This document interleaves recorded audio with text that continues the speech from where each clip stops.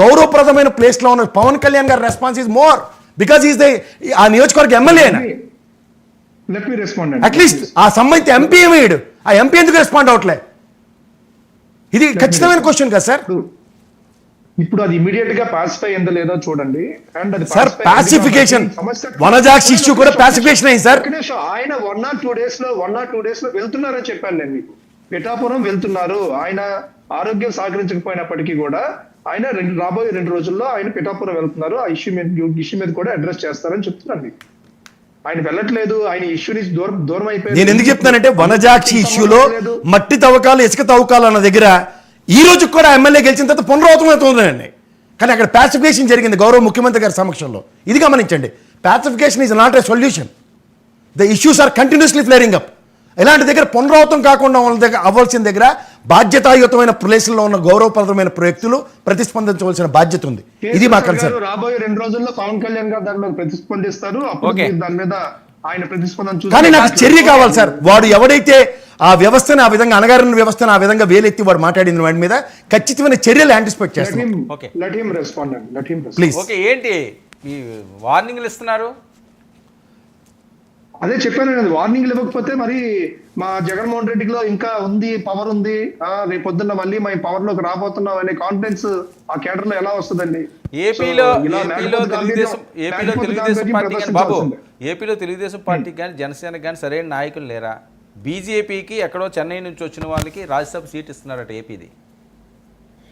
Sir ఇప్పుడు NDA కూటమిలో ఉన్నాము. ఆ కూటమిలో భాగంగా నిర్ణయాలు అవన్నీ కూడా పెద్దలు చూసుకుంటారు. సో దాని మీద నేను స్పందించడం అనేది కరెక్ట్ కాదు. సో ఎవరికి ఎలాంటి అవకాశాలు కల్పించాలి ఏంటనేది ఇప్పుడు జగన్మోహన్ రెడ్డి హయాంలో ఏకంగా కార్పొరేట్ వ్యవస్థకు సంబంధించిన వ్యక్తికి ఆయన రాజ్యసభ సీట్ నమ్ముకున్న పరిస్థితి. కానీ ఇప్పుడు అలా కాదు కదా. ఇప్పుడు ఆ వ్యక్తి ఎవరైతే ఇప్పుడు ఊహాగానాలు వస్తున్నాయో న్యూస్ లో, సో ఆయన బీజేపీకి చాలా వెనుదలుగా నిలబడిన వ్యక్తి, ఒక రిటైర్డ్ ఐపీఎస్ ఆఫీసర్, ఒక మంచి నీతి నిజాయితీ కలిగిన వ్యక్తి. అలాంటి వ్యక్తి మన స్టేట్ నుంచి ఒకవేళ రిప్రజెంట్ చేసే అవకాశం వస్తే దాన్ని మనం చాలా గొప్ప విషయంగానే తీసుకోవచ్చు. ఎందుకంటే మన మన మన మన ప్రాంతానికి చెందిన వాళ్ళు, మన తెలుగు వాళ్ళకి కూడా మిగతా రాష్ట్రాల నుంచి ప్రాతినిధ్యం వహించే అవకాశం అటు బీజేపీ కానీ కాంగ్రెస్ కానీ కల్పించిన సందర్భాలు చాలా ఉన్నాయి. చెప్పచ్చు బాబు గారు, చెప్పండి. మీ నోటీస్లోకి ఒక విషయం తీసుకొస్తాయి. గతంలో 2014 నుంచి 19 కూటమిలో కూడా పవన్ కళ్యాణ్ గారు పార్టీని పార్సల్స్. ఆ రోజు కూడా మీకు తెలుసో తెలియదు, శివసేన పార్టీ ఎత్తి పడేసింది సురేష్ ప్రభు గారిని. అప్పుడు కూడా పిలిచి తెలుగుదేశం ఎగేసుకుని ఆయనకి రైల్వే శాఖ మంత్రి వచ్చిన దాకా చేశారు.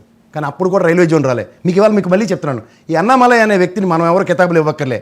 ఏఐడిఎంకి కేకి అది ఆయన పాబంధకంగా ఉంటే అక్కడ పొత్తుకి అన్నామలైతో ఉంటే మేము చేయమన్నప్పుడు వాళ్ళ అధ్యక్షులు మార్పు చేసి మన నెత్తికి పెట్టారు. ఇవాళ మీరు ఇందాక వర్మ గారు అడిగిన ప్రశ్న చాలా నెక్కచ్చింది. రాజ్యసభకు సంబంధించిన విషయంలో తెలుగుదేశంలో చాలా senior leaders are waiting, and జనసేనలో కూడా there are so many aspirants. ఇక్కడున్న క్లస్టర్స్లో బీజేపీలో కూడా సీనియర్ మోస్ట్ లాయర్లు లోకల్గా ఉన్నవాళ్ళు ఏదైతే లీడర్లు ఉన్నారో వీళ్ళెవ్వరినీ కాదని కాంట్రాడిక్టరీగా బీజేపీ నెత్తికి తీసుకొచ్చి అది కూడా విజయసాయి రెడ్డి రాజీనామా చేసింది. ఇక్కడ చూడండి హ్యాండ్ ఇన్ గ్లోవ్స్ రాజకీయాలు ఎలా నడుస్తున్నాయో. ఒక బీజేపీ ఎత్తుగల్లో పావుల కింద కదపబడుతున్న కూటమి, దీనికి పావుకి అవకాశం కల్పించిన విజయసాయి రెడ్డి. ఇది గమనించుకోండి. ఇందులో సీరియస్నెస్ ఎక్కడ ఉందంటే నాటి సురేష్ ప్రభు, నేటి అన్నామలై ఇద్దరూ కూడా ఆయా పార్టీలు మాకు వద్దనుకున్న వ్యక్తులు. ఇది మనకెందుకు నెత్తికేసుకో దానిపైన కంపెనీ మనం ఎందుకు తగిలించుకుంటున్నాం? నీ రియాక్షన్ ఏంటి? ఇక్కడ ఒకటి వర్మ గారు, కూటమి ప్రభుత్వం పెద్దలు ఒక నిర్ణయం తీసుకుంటారు. రాజ్యసభ సీట్ ఎవరికి కేటాయించాలనేది మీరు చెప్తేనో లేకుంటే కేఎస్ ప్రసాద్ గారు చెప్తేనో నేను చెప్తేనో అవ్వద్దు.